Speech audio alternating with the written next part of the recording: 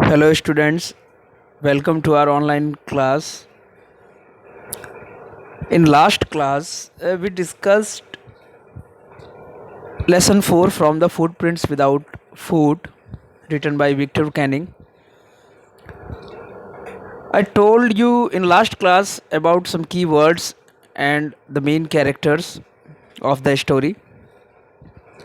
In this class, we will discuss the summary of the chapter, a question of trust.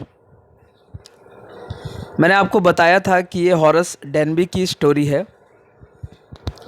सबसे पहले मैं आपको बता देता हूँ कि हॉरस डेनबी एक गुड एंड ऑनेस्ट सिटीजन है। 50 साल उनकी उम्र है और उनकी शादी नहीं हुई है, अनमैरिड हैं। अब हम लोग कहानी स्टार्ट करते हैं। This is the story of harrows Denby who is considered a good and honest citizen. Harrows Denby को सभी लोग ईमानदार और अच्छा आदमी समझते हैं। He is about 50 years old and unmarried. उनकी उम्र 50 साल है और उनकी शादी नहीं हुई है। ध्यान रखिएगा इस बात को कि he is about 50 years old and unmarried. उनकी शादी नहीं हुई है और उनकी उम्र 50 साल है।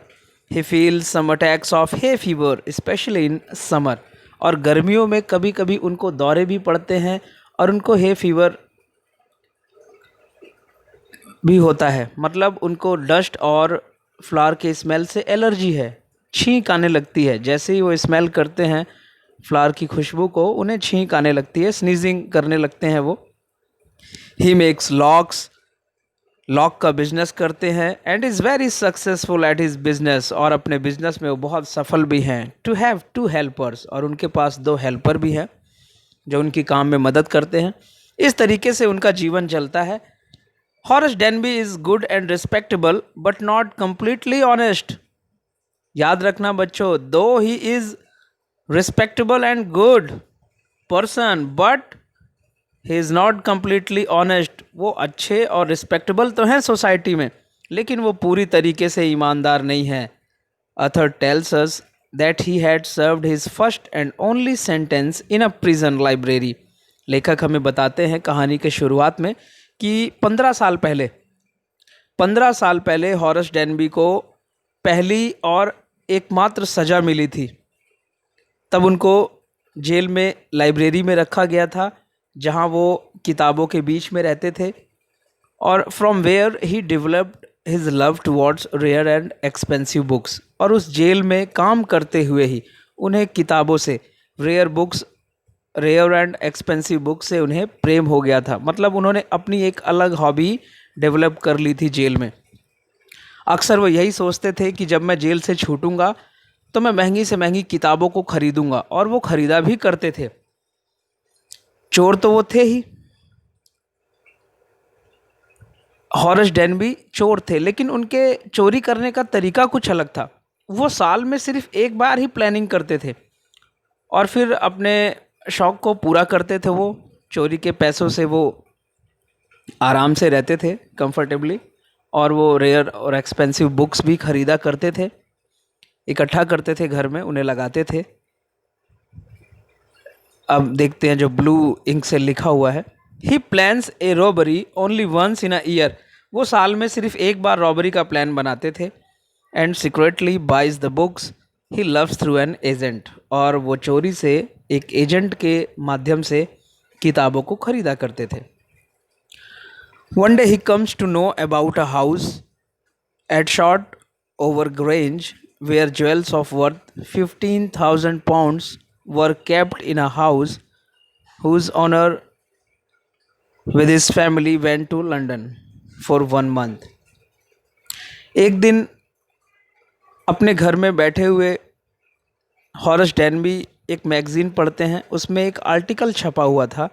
उस आर्टिकल में एक घर के बारे में लिखा हुआ था कि घर का मालिक 1 महीने के लिए लंदन गया हुआ है और घर में बहुत सारा ज्वेलरी रखा हुआ है एक सेफ में। और उस आर्टिकल में घर के लगभग सभी सारे कॉर्नर का पिक्चर भी छपता था, जो हॉरस डेनबी को ये आइडिया देता था कि उन्हें एंट्री कहाँ से लेनी है। और मैगज़ीन में वो आर्टिकल पढ़ने के बाद harrows Denby short Over grange जाते हैं। यह एक जगह का नाम है, मैंने पिछले क्लास में आपको बताया था। और वो पूरे मैप को, घर के मैप को, हाउस के मैप को बहुत माइन्यूटली ऑब्जर्व करते हैं। वहाँ पे जो हाउस कीपर रहते हैं, नौकर, उनकी एक्टिविटी भी ऑब्जर्व करते हैं, क्या करते हैं, कितने बजे उठते हैं, कहाँ जाते हैं, कब वापस आते हैं। He studies and observes everything about the house for 2 weeks. 2 सप्ताह तक उन्होंने लगभग ये रीड किया कि घर का रास्ता कैसे है, कहाँ कहाँ इलेक्ट्रिक वायर लगी हुई है, कहाँ पर बर्गलर अलार्म लगा हुआ है। सब चीज़ उन्होंने रीड कर लिया था। मतलब वो धीरे धीरे अपनी चोरी की प्लानिंग बना रहे थे। उन्हें ये पता था कि इसका ओनर जो है वो यहाँ है नहीं, सिर्फ 2 हाउसकीपर, 2 सर्वेंट ही हैं। और बस उन्हें इंतज़ार था कि कैसे वो 2 सर्वेंट घर से निकलें किसी बहाने से, और वो एंट्री लें घर में, और उसके बाद चोरी करके वहाँ से निकल जाएं। अब आगे देखिए क्या होता है। One afternoon when he finds that 2 servants of the house had gone to movies। एक दिन दोपहर का वक्त था। उन्हें जब ये पता लगता है कि घर के दोनों नौकर मूवी देखने के लिए गए हैं, तभी उन्हें मौका मिलता है। He enters the house and finds the key on the door of the kitchen in A hook. तभी वो घर में एंटर होते हैं, और क्योंकि उन्होंने 2 सप्ताह से यही ऑब्ज़र्व किया था कि जाते वक्त वो लोग की को कहाँ छुपाते हैं, तो डोर के पास, मेन डोर के पास जो किचन था, किचन के हुक में ही सर्वेंट ने पूरे रूम की, पूरे हाउस की जो है कीज़ को टांग दिया था। और जब उन्हें कीज़ मिल जाती है तो वो सोचने लगते हैं कि he thinks from this money he would buy 3 upcoming very interesting books in autumn. तभी वो सोचते हैं कि जो आने वाले ऑटम का मौसम है उसमें 3 बड़ी इंटरेस्टिंग बुक्स आने वाली है। वो इस पैसे से, चोरी के पैसे से, उन्हीं तीनों किताबों को खरीदेंगे और अपने घर की लाइब्रेरी में उसको सजाएंगे। Then he puts on his gloves as he feels smells of the flowers, sneezes again and again, and at that time he hears a voice from the doorway। तभी वो ग्लव्स को पहनते हैं, क्योंकि वो बहुत चालाक किस्म के चोर थे। उन्हें लगता था कि चोरी करते वक्त कोई भी फिंगरप्रिंट्स किसी भी चीज़ पर नहीं रहना चाहिए। इस तरीके से वो क्लेवरली जो है बच के निकल जाते थे। लेकिन जैसे ही वो ग्लव्स पहनते हैं, उनका सामना घर में डॉगी से होता है जिसका नाम शेरी था। शेरी उन्हें देख के थोड़ा सा स्टीयर्ड होता है, थोड़ा इधर उधर मूवमेंट करता है। लेकिन हॉरेस डेनबी को ये पता था कि डॉग को कैसे कंट्रोल किया जाता है, और 2 हफ्ते से उन्होंने यही सब ऑब्ज़र्व किया था। उन्होंने कुत्ते का नाम भी याद कर लिया था। हॉरेस डेनबी कुत्ते को उसके नाम से बुलाते हैं कि कैसे हो शेरी, कोई प्रॉब्लम तो नहीं है। और जब कुत्ता अपना नाम सुनता है तो कुत्ता जान जाता है कि ये घर का ही कोई आदमी होगा, भौंकने से कोई फ़ायदा नहीं है, आया है तो अभी बैठेगा फिर चला जाएगा। इस तरीके से वो कुत्ते को कंट्रोल कर लेते हैं। लेकिन वहीं पर एक गुलदस्ता रखा होता है, फ्लावर्स, उसकी स्मेल जैसे ही उनकी नोज़ में जाती है, क्योंकि उन्हें हे फीवर था, मतलब एलर्जी थी फूल के खुशबू से, तो वो छींकना शुरू कर देते हैं और बार बार वो छींकते ही रहते हैं। इसी दौरान क्या होता है कि वो छींकते ही हैं कि दरवाजे से एक आवाज़ आती है, what is it, a cold और अ हे फीवर। बाहर से एक यंग लेडी की आवाज़ आती है, एक महिला की आवाज़ आती है, क्या ये कोल्ड है या hay fever. Horace replies hay fever, और हॉरेस आश्चर्य होकर जवाब देता है कि ये हे फीवर है, मुझे जो है कुछ चीज़ों से एलर्जी है, मुझे कोल्ड नहीं हुआ है। हॉरेस उस यंग लेडी को देख के चौंक जाता है, थोड़ा डर भी जाता है, क्योंकि उसने सोचा था कि जो 2 हाउसकीपर हैं वो तो मूवी देखने गए हैं और 4 घंटे तक वो आएंगे नहीं, और घर के सभी मेंबर्स लंदन में हैं, उनके आने का सवाल ही नहीं उठता। वो बार बार इसी सोच के साथ डरा जा रहा था कि आखिर ये कौन है, अचानक से ये यंग लेडी कहाँ से आ गई। और यंग लेडी जैसे ही उसके पास आती है, then a conversation happens between them, और उनके बीच में वार्तालाप होने लगती है। यंग लेडी हॉरेस से कहती है कि तुम जैसे जो बर्गलर होते हैं, तुम जैसे जो चोर होते हैं वो घर में आते हैं और चोरी करके ले जाते हैं सामान को। हॉरस सोचने लगता है कि इसको कैसे पता, आखिर ये कौन है। हॉरस डरा हुआ तो था, लेकिन वो डरे हुए स्वभाव से ही बात करता है और बताता है कि मैडम मैं चोर नहीं हूँ, मैं तो बस ऐसे ही आया था। लेकिन जो यंग लेडी होती है वो उसे और भी डराती है। वो कहती है कि तुम जैसे लोग ही सोसाइटी के लिए खतरा हैं, सोसाइटी को तुम जैसे लोग से ही बचाना चाहिए। और हॉरेस और भी डर जाता है, उसे लगता है कि कहीं ये औरत मुझे फंसा ना दे। फिर बातों ही बातों में वो औरत कहती है कि अगर मैं पुलिस बुला लूँ तो हॉरेस डेन भी कहता है कि तुम पुलिस बुलाओगी उससे पहले जो है मैं भाग जाऊंगा।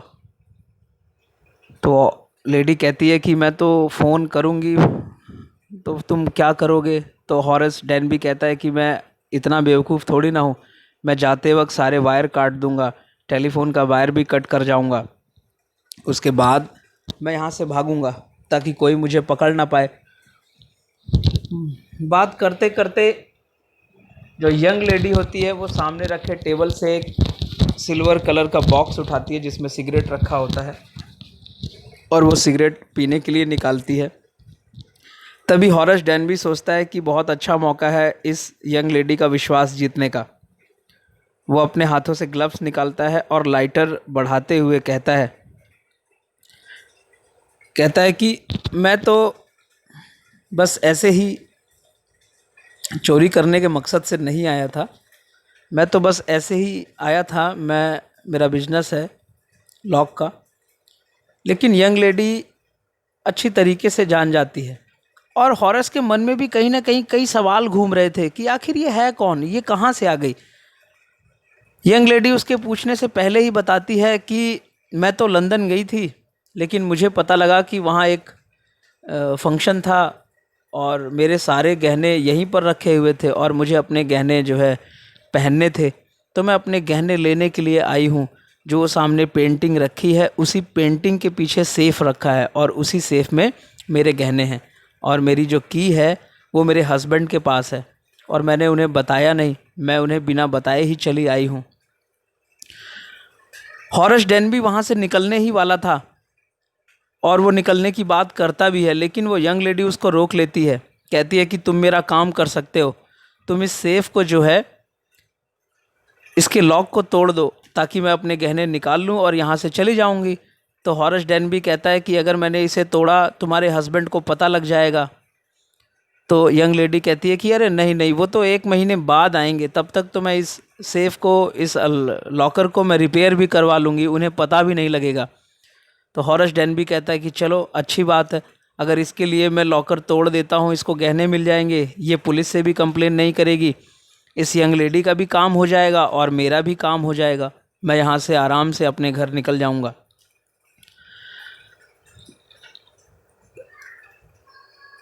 तभी हॉरेस डेन भी लॉकर को तोड़ता है, उसमें से वो यंग लेडी अपने गहने निकालती है और हॉरेस डेन भी वहाँ से चला जाता है। यंग लेडी भी अपने ज्वेलरी लेके वहाँ से चली जाती है और हॉरेस डेन भी जाते जाते प्रॉमिस करके जाता है यंग लेडी से कि मैं अब चोरी नहीं करूँगा, अगर तुमने मुझे आज जाने का मौका दिया, मेरी जान बचाई, पुलिस से कंप्लेन नहीं की, तो मैं कभी भी चोरी नहीं करूँगा। For 2 days he keeps his promise to the kind young lady. और अगले 2 दिनों तक हॉरेस चोरी के बारे में सोचता भी नहीं है, उसके दिमाग में बार बार यही आता है कि उसने प्रॉमिस किया था वो चोरी नहीं करेगा।